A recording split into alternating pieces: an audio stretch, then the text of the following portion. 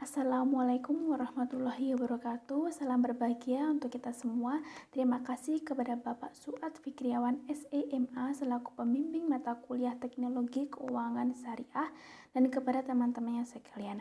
Izinkan saya Faridin Karisma Fahira. Pada kesempatan kali ini saya akan menyampaikan materi mengenai produk PayTrend. Sebelum saya menjelaskan mengenai materi produk PayTrend, saya akan memperkenalkan kelompok saya terlebih dahulu.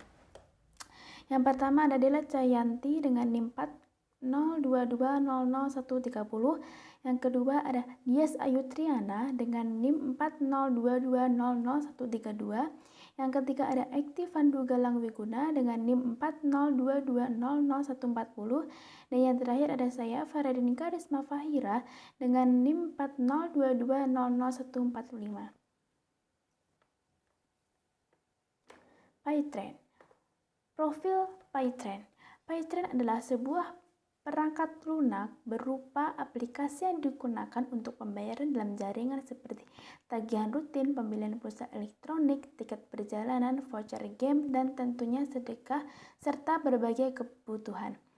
Penggunaan aplikasi PayTrend disebut sebagai mitra. PayTrend mengenal dua jenis mitra, yaitu mitra pengguna dan mitra bisnis.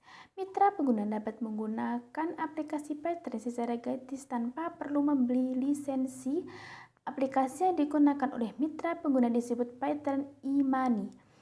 Sedangkan mitra bisnis adalah mitra pengguna yang telah terdaftar dan melakukan upgrade status dari mitra pengguna ke mitra bisnis dengan cara membeli lisensi yang diberikan oleh PT Veritas Sentosa Internasional atau disingkat dengan TRENI melalui mitra bisnis lain yang bertindak sebagai sponsor. PT Veritas Sentosa Internasional yang menaungi PayTrend didirikan oleh Yusuf Mansur pada tanggal 10 Juli 2013. Lahirnya PayTrend berawal dari pemikiran Yusuf Mansur sebagai bentuk kontribusi dalam menunjang kehidupan masyarakat Indonesia dari hasil pengamatannya terhadap kebiasaan masyarakat Indonesia saat ini. Muncul gagasan untuk memberikan fasilitas yang bertujuan untuk memudahkan dan membantu masyarakat dalam melakukan transaksi memenuhi kebutuhan sehari-hari. PayTrend memajukan sumber daya manusia Indonesia, memperdayakan dan memperkerjakannya kembali melalui platform digital terbuka dengan dukungan tenaga muda berbakat. PayTrend terus dikembangkan menjadi uang elektronik yang terus mendukung setiap aktivitas ekonomi dan gaya hidup digital masyarakat Indonesia. PayTrend atau yang disebut PT Veritas Sentosa Internasional menjadi perusahaan ke-28 dari 50 perusahaan yang dapat izin dari Bank Indonesia atau BI.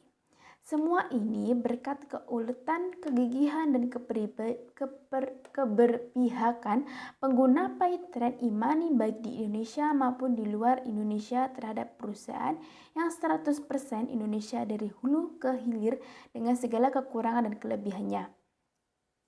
PayTrend adalah brand atau merek dari aplikasi e-money di bawah naungan PT Veritas Sentosa Internasional dengan izin resmi. Bank Indonesia sebagai penyelenggara jasa sistem pembayaran atau disebut PJSP sebagai salah satu penyelenggara uang elektronik di Indonesia. Dapat dilihat PayTrend ada di urutan 28 dari hanya 50 perusahaan yang berizin.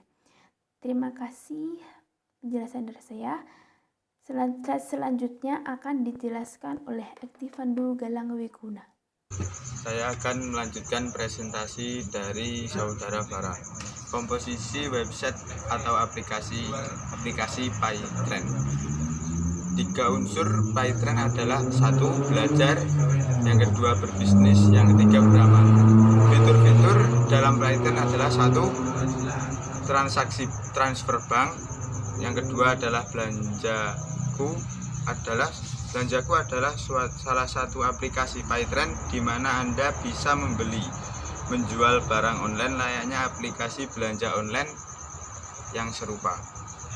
Cashback, Anda akan menerima cashback dari setiap pembayaran apapun sehingga Anda dapat menggunakan kembali cashback tersebut untuk pembayaran berikutnya atau sedekah. Nomor 4, sedekah. Di aplikasi PayTrend, Anda dapat mensedekahkan saldo Anda di fitur sedekah yang ada di dalam aplikasi. Nomor 5, PayTrend Academy. Ketika Anda masih bingung menjalankan aplikasi PayTrend ini, Anda dapat menggunakan aplikasi PayTrend Academy untuk belajar, khususnya tentang menggunakan penggunaan dan pemasaran lisensi PayTrend. Nomor 6, PayTrend Connect. PayTrend pun memiliki fitur PayTrend Connect layaknya media sosial lainnya di mana Anda bisa mengobrol sesama mitra PayTrend seputar permasalahan dan pemasaran lisensi PayTrend. Baik, saya Dela Cahyanti akan melanjutkan presentasi dari Activandu Galang Wiguna. Yang pertama adalah jenis produk. Perusahaan memasarkan lisensi penggunaan aplikasi atau software atau perangkat lunak atau teknologi bernama PayTrend, di mana sistem pemasarannya dikembangkan melalui kerjasama kemitraan atau mitra usaha, direct selling atau penjualan langsung dengan konsep sejaring.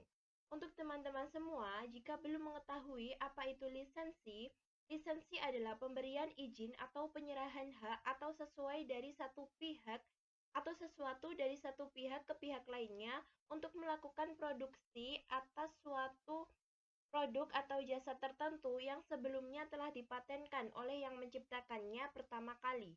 Hak tersebut bisa berupa atas barang, cipta atau karya, pembuatan produksi, dan masih banyak lainnya.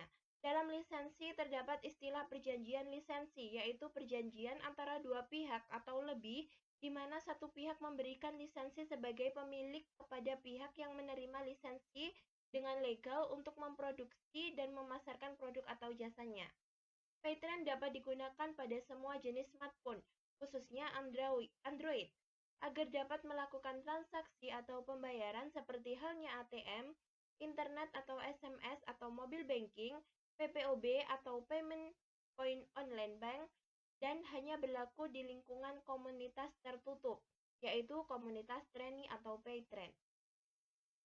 Dalam kondisi tertentu, dapat juga menggunakan media Yahoo Messenger, Outlook atau Hangout, maupun SMS, dan lainnya.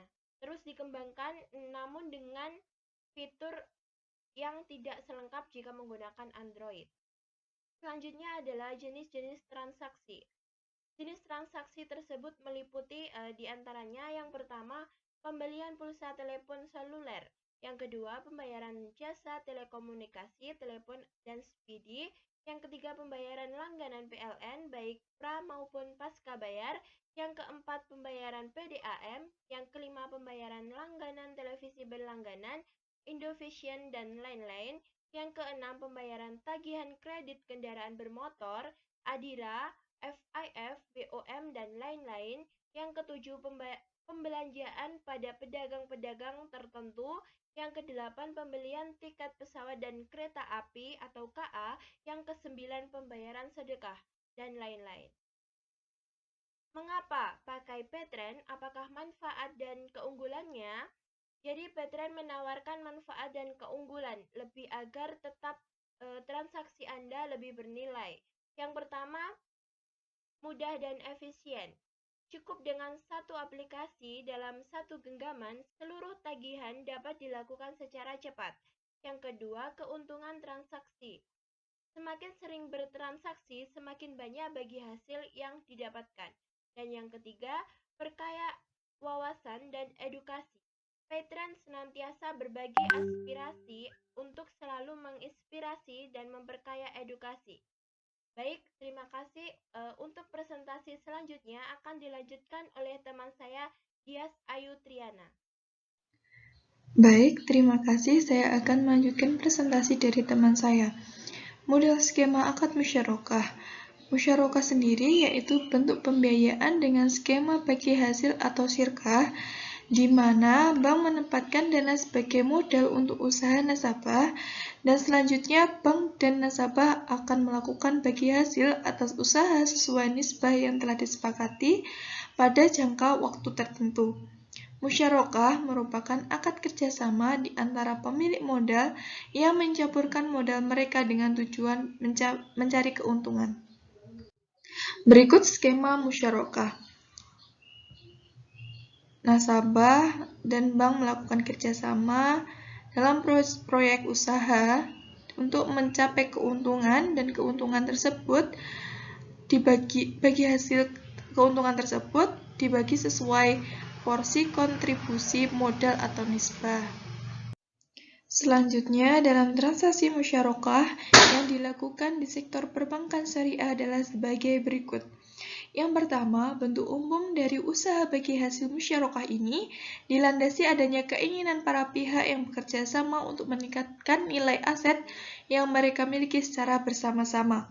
Yang kedua, termasuk dalam golongan musyarakah adalah bentuk usaha yang melibatkan dua pihak atau lebih, di mana mereka secara bersama-sama memadukan seluruh bentuk sumber baik yang berwujud maupun tidak berwujud. Yang ketiga, secara spesifikasi, bentuk kontribusi dari pihak yang bekerja sama dapat berupa dana, barang perdagangan atau trading aset, kewirausahaan atau entrepreneurship, atau intangible asset seperti hak paten atau kepercayaan reputasi dan barang-barang lainnya yang dapat dinilai dengan uang. Yang keempat, dengan merangkum seluruh kombinasi dan bentuk kontribusi masing-masing pihak dengan atau tanpa batasan waktu menjadi produk ini menjadi fleksibel. Sekian presentasi dari kelompok kami. Wassalamualaikum warahmatullahi wabarakatuh.